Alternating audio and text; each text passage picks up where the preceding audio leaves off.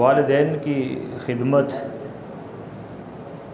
ये तमाम मज़ाहिब में जो इस्लाम से पहले ईसाईयत का था, यहूदियत का था, सब के अंदर मुत्तफ़क़ा उन्वान है और तमाम अदियान के अंदर ये मुश्तरका पहलू और नुक्ता है कि वालिदैन अल्लाह रब्बुल इज़्ज़त की तौहीद के बाद, अल्लाह रब्बुल इज़्ज़त की वहदानियत के बाद, अल्लाह रब्बुल इज़्ज़त के हुकूक़ के बाद वालिदैन के हुकूक़ और उनकी इज़्ज़त और एहतराम है। इंजील का मुतालिया कर लें या तौरात और ज़बूर पढ़ लें तो उसके अंदर भी यही है कि वालिदैन जैसी हस्ती, वालिदैन जैसा रिश्ता, इसका नेमुल बदल दुनिया में अल्लाह ने पैदा नहीं किया। कुरान मजीद का एक उसलूब है और अल्लाह ताला ने वालिदैन की अज़मत को, वालिदैन की अहमियत को कुरान मजीद में वहाँ बयान फरमाया है जहाँ अल्लाह ने अपने हुकूक का, अपनी तौहीद का तज़किरा किया है। वक़ज़ा रब्बुका अल्ला ताबुदू इल्ला इय्याहु व बिल वालिदैनि इहसाना। अल्लाह ने फैसला कर दिया है, अल्लाह ने फैसला फरमा दिया है कि अल्लाह के अलावा तुम किसी की इबादत नहीं करोगे। व बिल वालिदैनि इहसाना, और अल्लाह ने फैसला फरमा दिया है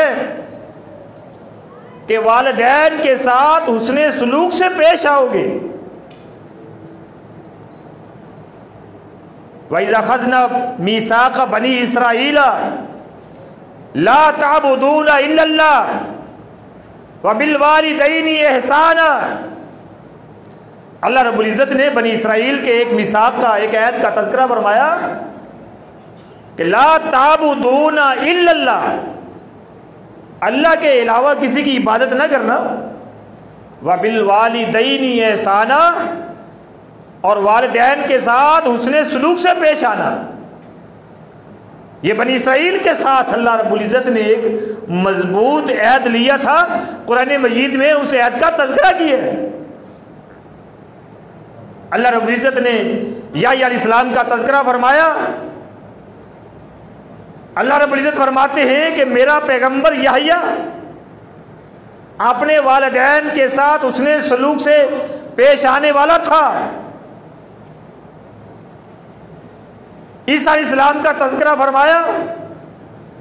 अल्लाह फरमाता है ईसा अलैहिस्सलाम अपनी वालदा के साथ हुस्ने सलूक से पेश आया करते थे। हत्ता के इब्राहीम अलैहिस्सलाम का तज़किरा फरमाया तो अल्लाह फरमाता है रब्बी जअलनी मुक़ीमस सलाती व मिन ज़ुर्रिय्यती रब्बना व तक़ब्बल दुआ रब्बना इग़फ़िरली व लिवालिदैया। इब्राहीम अलैहिस्सलाम की उनके वालिदैन के बारे में पूरी दुआ नकल फरमा दी। ये वालिदैन की अज़मत, वालिदैन की एहतराम, वालिदैन की खिदमत का मज़हर है। नबी करीम सल्लल्लाहु अलैहि वसल्लम के पास एक सहाबी आया, कहते अल्लाह के पैगंबर, मैं हिजरत पर और जिहाद पर आपसे बैत करना चाहता हूँ, आपसे ऐद करना चाहता हूँ हिजरत के और जिहाद के ऊपर। नबी अलैहिस्सलाम ने फरमाया तेरे वालिदैन जिंदा हैं, तेरे वालिदैन हयात हैं। उसने कहा अल्लाह के पैगंबर जिंदा है। फरमाया तू अजर चाहता है, अल्लाह के यहाँ अजर पाना चाहता है। कहा अल्लाह के यहाँ अजर की ख्वाहिश है। आपने फरमाया फिर तू जिहाद कर, अपने वालिदैन की खिदमत के अंदर जिहाद कर, कोशिश कर, यही तेरी हिजरत है, यही तेरा जिहाद है। एक सहाबी रसूल नबी अलैहिस्सलाम से दरियाफ्त किया, अल्लाह के पैगंबर सल्लल्लाहु अलैहि वसल्लम, मैं जिहाद में जाना चाहता हूँ, मैं जिहाद करना चाहता हूँ। आपने फरमाया तेरी वालिदैन जिंदा है, वालिदैन जिंदा है या वालिदा जिंदा है या एक जिंदा है? वो कहने लगे कि हाँ जिंदा है। आपने फरमाया जिहाद छोड़ो, जाओ अपने वालिदैन की खिदमत करो, वालिदैन की खिदमत में जुट जाओ, लग जाओ। हालांकि जिहाद कितना बड़ा अजीम अमल, लेकिन वालिदैन की खिदमत सबसे बड़ा अमल है। रसूलुल्लाह सल्लल्लाहु अलैहि वसल्लम फरमाते हैं, आपने सहाबा को मुखातिब करके फरमाया था, अला उहद्दिसुकुम बिअकबरिल कबाइर, क्या मैं तुम्हें बड़े बड़े गुनाहों की खबर ना दूं? बड़े बड़े गुनाह, कबीरा गुनाह, बल्कि अकबरुल कबाइर। कालू बला या रसूल अल्लाह, साहबा कहते हैं अल्लाह के रसूल जरूर खबर दीजिए। आपने फरमाया था अल इशराकु बिल्लाह, अल्लाह के साथ शरीक ठहराना, अल्लाह के साथ किसी को मुश्किल कुशा कहना, ये सबसे बड़ा गुनाह है। दूसरे नंबर पर फरमाया हुकूकुल वालिदैन, वालिदैन की नाफरमानी करना, वालिदैन की बात ना मानना, वालिदैन की इताअत ना करना, वालिदैन की खिदमत ना करना, ये बहुत बड़ा गुनाह है। सैयदना अब्दुल्लाह इब्न मसूद रज़ी अल्लाह ताला अन्हु फरमाते हैं, ए अल्लाह के पैगंबर, अय्युल अमाल अफजल, मुझे अफजल अमाल के बारे में बताए, सबसे अफजल तरीन अमल कौन सा है? आपने फरमाया सलातु लिमीकातिहा, नमाज को उसके वक्त पर अदा करना, ये अफजल अमल है। अब्दुल्ला ने पूछा, अल्लाह के हबीब सल्लल्लाहु अलैहि वसल्लम, इसके बाद कौन सा अमल है? आपने फरमाया था वालिदैन के साथ नेकी के साथ पेश आना, वालिदैन की खिदमत करना, ये भी बेहतरीन और अफजल तरीन अमल है। ये कोई मामूली बात नहीं है। वालिदैन की खिदमत को, वालिदैन की इज्जत को मलहूज़े खातिर न रखना, ये कोई मामूली बात नहीं है। नबी करीम सल्लल्लाहु अलैहि वसल्लम के पास एक सहाबी आया, वो कहते हैं अल्लाह के रसूल सल्लल्लाहु अलैहि वसल्लम, मेरा वालिद गरीब है, मेरा वालिद मोहताज है, ज़रूरतमंद है, मुझसे माल का तकाजा करता है, क्या मैं उसकी ज़रूरत पूरी कर दूं? क्या मैं उसे अपना माल दे दूं? नबी अलैहिस्सलाम ने फरमाया था, ऐ मेरे साहबी सुन ले, अंता व मालू का अली अबी का, तू भी और तेरा सारा माल, तू भी और तेरी सारी दौलत तेरे वालिद की है। और क्या फरमाया था? आगे फरमाया था, तुम्हारी सबसे बेहतरीन कमाई जो तुम खाते हो, बेहतरीन कमाई तुम्हारी औलाद की कमाई है। हम तो अपने वालिदैन को कुछ नहीं समझते, कुछ नहीं देना चाहते। वालिदैन गरीब होता है, फाका कश होता है, फाकों के अंदर ज़िंदगी बसर करने वाला होता है, औलाद कहीं से कहीं पहुंच चुकी होती है, वालिदैन की खबर तक नहीं होती। मेरा माल है, मेरे वालिदैन का नहीं। मैंने कमाया अपने इल्म के बलबूते पर, मैंने कमाया अपनी मेहनत के बलबूते पर। नहीं अंता व मालू का ली अभी का, तेरा ये स्टेटस, तेरा ये ओहदा, तेरी ये जायदाद, तेरा ये माल, ये तेरे बाप की वजह से है, तेरे बाप की कमाई है। अल्लाह के नबी सल्लल्लाहु अलैहि वसल्लम फरमाते हैं, जो तुम अपने औलाद की कमाई में से खाते हो, ये तुम्हारी बेहतरीन कमाई है। हाय, लेकिन आज औलाद कहाँ खाने देती है? आज जो बूढ़ा वालिद है, बूढ़ी वालिदा है, वो एक तरफ है, घर के कोने में है, पूछने वाला कोई नहीं। बल्कि हमारा मुआशरा नौबत कहाँ तक आ गई, नबी अलैहिस्सलाम ने फरमाया था कि सबसे बड़ा गुनाह ये है ऐ यश्तुमर रजुलु वालिदैहि, सबसे बड़ा गुनाह ये है कि आदमी अपने वालिदैन को गाली दे। सहाबा कहते हैं कैफा या रसूल अल्लाह, ये गाली तो कोई नहीं दे सकता, वालिदैन को कौन गाली देगा, वालिदैन को कोई गाली नहीं दे सकता।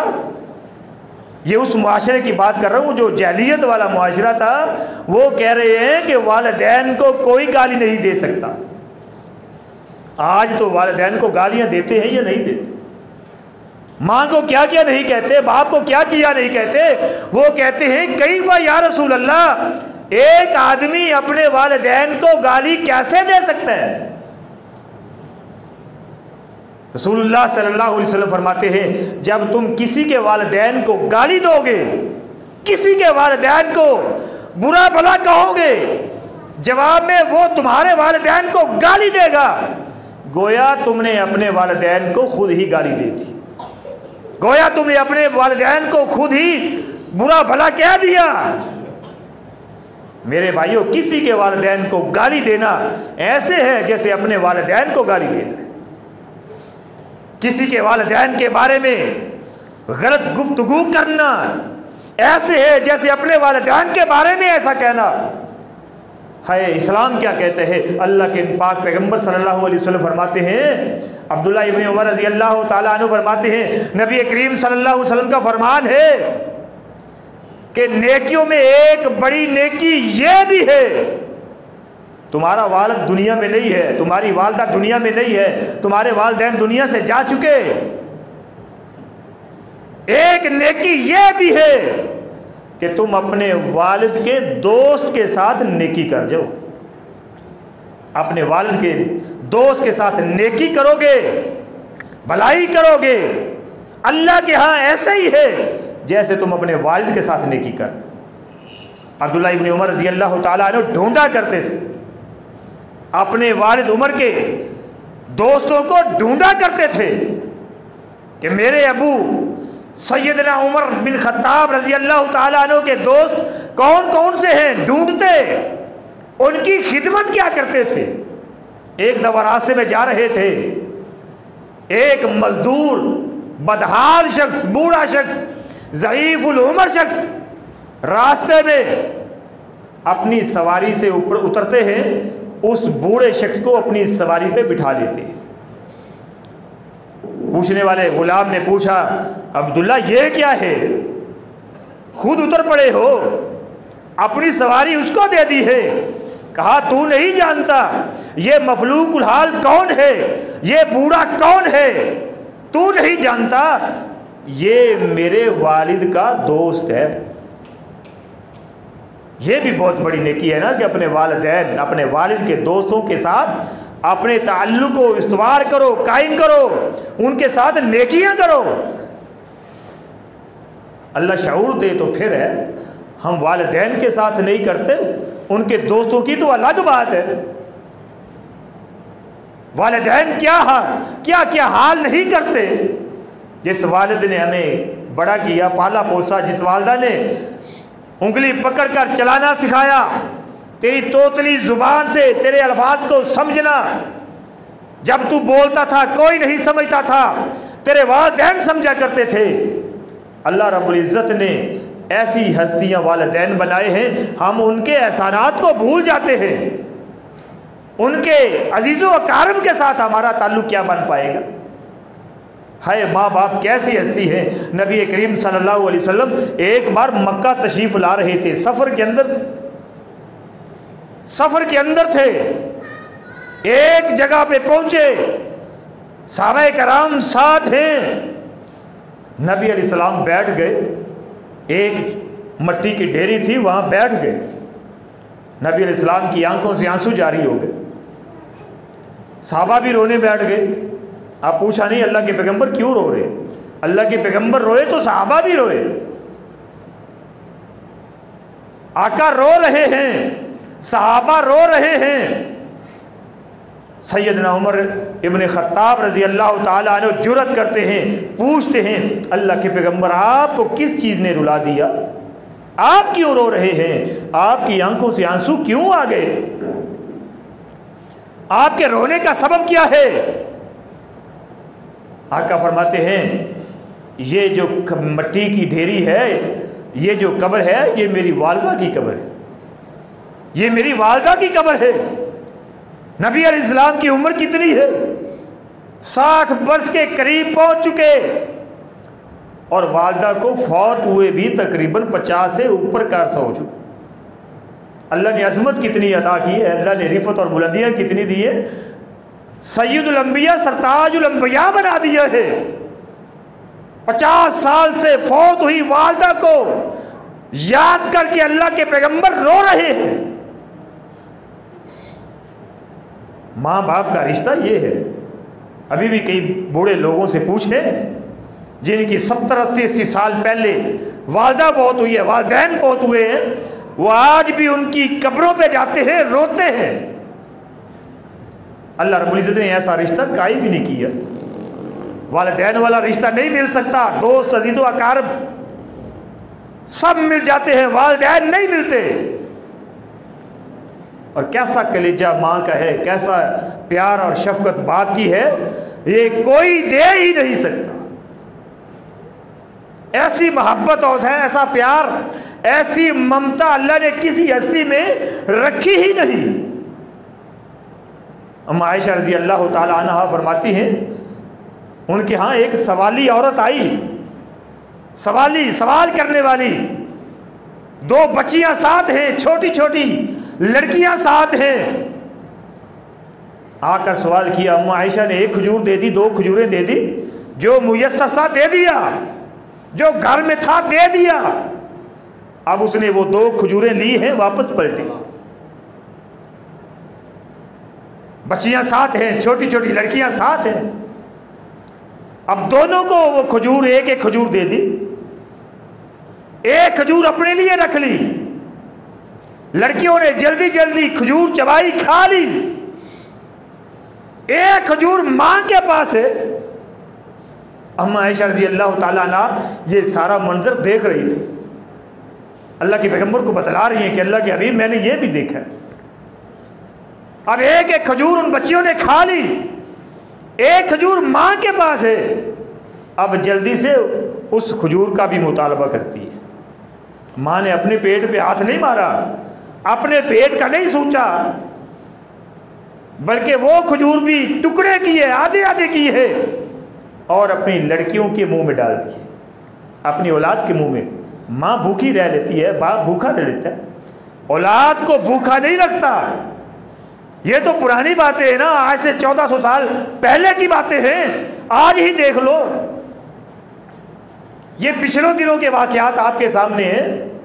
बड़ी बूढ़े, ज़ईफ़ुल उम्र, सफ़ेद दाढ़ियों वाले माएँ, 60 साल की माएँ कितारों में खड़ी जान दे रही हैं आटे के लिए। क्यों? उनकी औलाद भूखी है। वो जान दे सकती है, अपनी औलाद को भूखा नहीं रहने देती। ये कौन है? ये वालिदैन है, ये तेरी माँ है, ये तेरा बाप है। मेरे भाई, ऐसा रिश्ता अल्लाह रब्बुल इज़्ज़त ने पैदा नहीं किया है। क्या करें?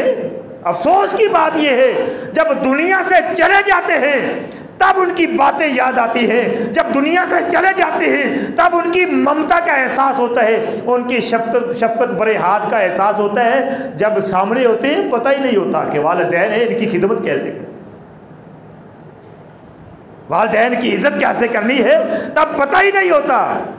वालिदैन कोई फैसला करते हैं, हम कहते हैं तुम्हें अकल नहीं है, हम पढ़ी लिखी नस्ल हैं, पढ़े लिखे लोग हैं, हमें पता है जदीद दौर है, तुम्हारे फैसले नहीं चलते। हम डांटते भी हैं, झिड़कते भी हैं, हम धक्के भी देते हैं। ये कौन है? ये वालिदैन है, ये वो वालिद है जिसको धक्का देते हैं। कभी तूने गौर किया है ये कौन सी हस्ती है? रब्बे काबा की कसम है, धूपों के अंदर तपता हुआ जलता हुआ तेरे लिए मजदूरियां करते हैं तो तेरा बाप करते हैं ताकि तुझे अच्छी ज़िंदगी दे सके, ताकि तेरी तालीम मुकम्मल हो सके, ताकि तुझे अच्छा मुस्तकबिल दे सके। माँ है अपने पेट पे पत्थर बांधती है, खुद नहीं खाती, औलाद को खिलाती है। कभी सोचा है माँ को धक्का देते हुए, माँ को गलत लफ्ज़ बोलते हुए, माँ को गाली देते हुए कभी सोचा है ये वही माँ है जिसने 9 माह तकलीफें बर्दाश्त की हैं? ये वही माँ है जो जनते हुए ज़िंदगी और मौत की कश्मकश में आई थी। ये वही माँ है जब तू बच्चा था, तू चल नहीं सकता था, तू बोल नहीं सकता था, तू पेशाब कर देता था, सर्दी की सख्त रातों में भी खुद तेरी पेशाब वाली जगह पे सोती थी और तुझे खुश्क जगह पे सुलाती थी। मेरे भाई, और कभी ये ज़हन में उनकी ये मोहब्बत को कभी ज़हन में लाए हो? उनके हकूक अदा करो।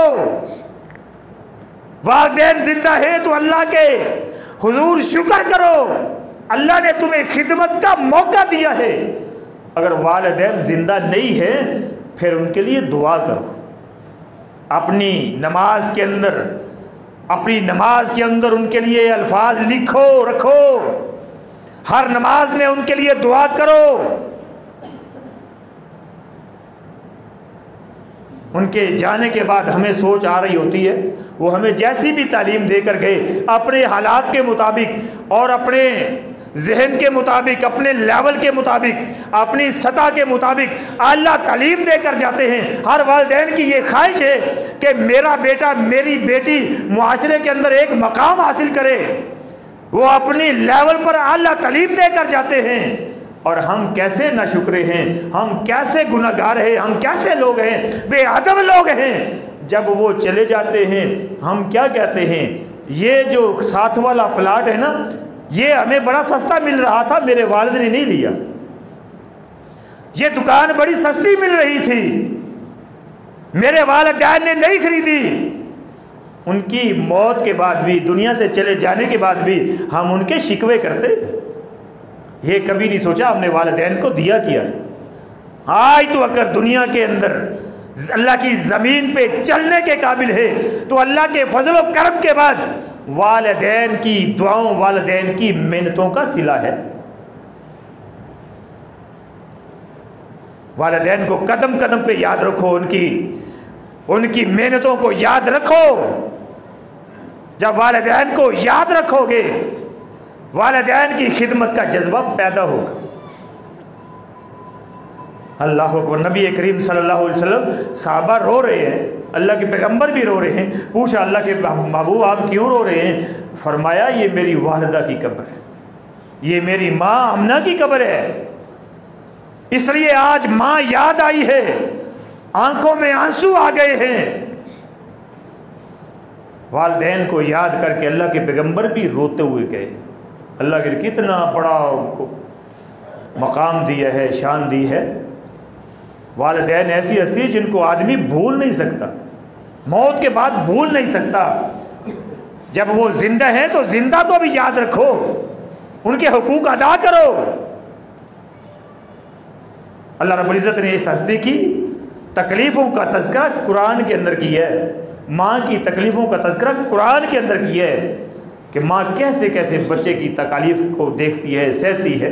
वालिदैन की इस्लाम के अंदर बड़ी इज़्ज़त है, बड़ा एहतराम है औलाद के ऊपर। अगर अल्लाह की नाफरमानी ना हो रही हो तो औलाद के बस में ही नहीं है कि वालिदैन की नाफरमानी करे। वालिदैन के साथ बेअदबी तो दूर की बात है, वालिदैन के किसी फैसले पर, वालिदैन की किसी बात पर डांटना और झिड़कना तो दूर की बात है। वला तकुल लहुमा उफ, उनको उफ भी नहीं कह सकते। हल्की सी बात है, उफ कह देना, वालिदैन के आगे उफ भी नहीं कहना। इस्लाम कहते हैं, अल्लाह कहता है उफ भी नहीं कहना। अल्लाह रब्बुल इज़्ज़त ने वालिदैन की बड़ी अजमत बनाई है, लेकिन वालिदैन की 3 जिम्मेदारियां और भी हैं। उनको एहतराम दिया, उनकी इज़्ज़त और उनकी खिदमत को इस्लाम का हिस्सा बना दिया, कुरान का हिस्सा बना दिया। लेकिन औलाद के बारे में वालिदैन की 3 और भी जिम्मेदारियां हैं। आज हम उन जिम्मेदारियों से बड़े दूर हैं। बतौर वालिदैन जहाँ औलाद को पाबंद किया है कि वालिदैन की खिदमत करे, वहाँ वालिदैन को भी पाबंद किया है कि औलाद के ये हुकूक भी अदा करे। पहला हक क्या है?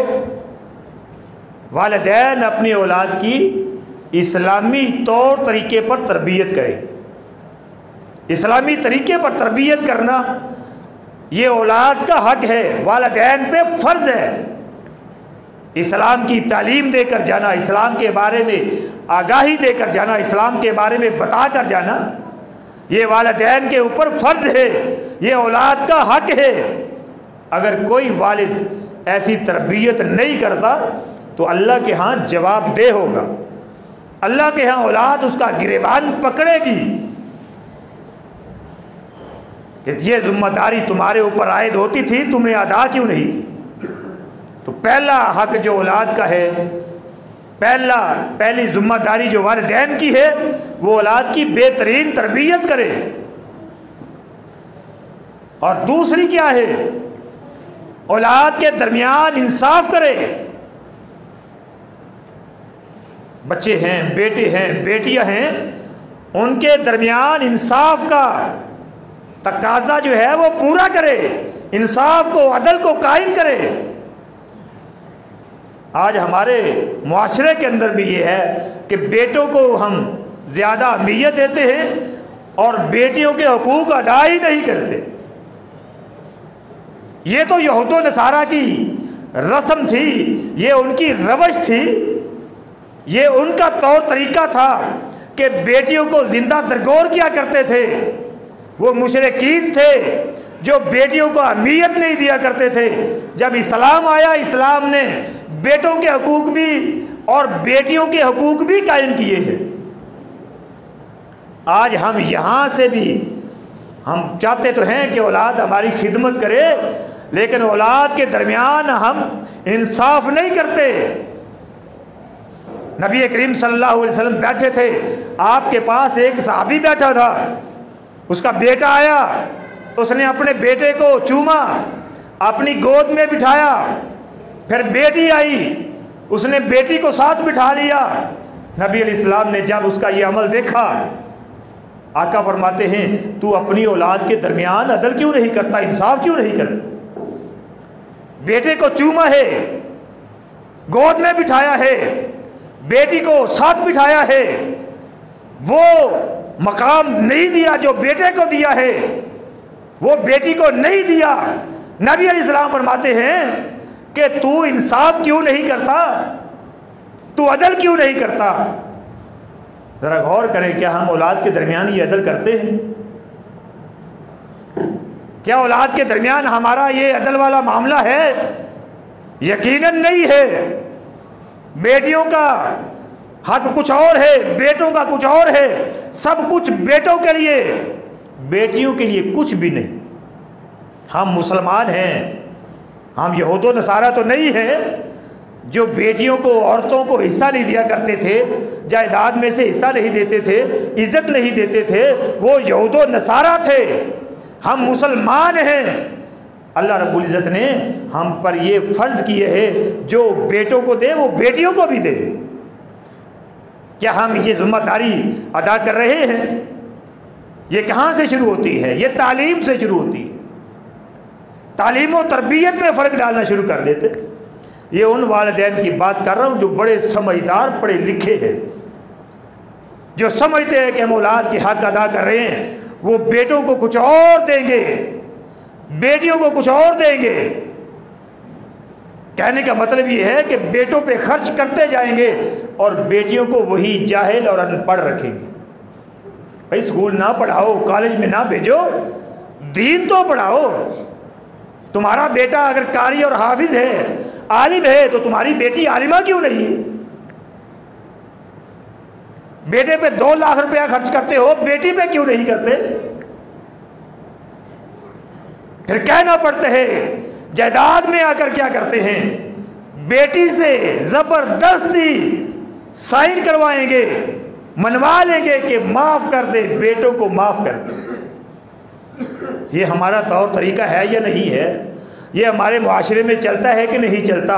कोई एक आदमी हाथ खड़ा करके ये नहीं कह सकता कि मैंने अपनी बहन को अपना हिस्सा छोड़ दिया था। बहनें ही छोड़ती आ रही हैं, बहनें ही अपने हिस्से कुर्बान करती आ रही हैं। भाई अपने हिस्से कुर्बान क्यों नहीं करते? भाई के पास जितना भी हो वो अपना हिस्सा छोड़ने के लिए राजी नहीं है। हाँ, बहन से ज़रूर करवा लेते, थोड़ा सा भी आ रहा हो ना तो वालिदैन भी चाहता है कि बेटी की तरफ ना जाए। वो पराये घर में है, उसको पराया समझते हैं। जिसको अपनी इज्जत दे दी है, अपनी बेटी दे दी है, अपना लख्ते जिगर दे दिया है, उसको पराया समझते हैं। मेरे भाइयों, ये नाइंसाफ़ी है, ये जुल्म है, ये जुल्म है। हम दुनिया में ये जुल्म करते हैं, औलाद के साथ ये जुल्म करते हैं। मैंने अभी देखा अपने मुआशरे के अंदर, मैंने देखा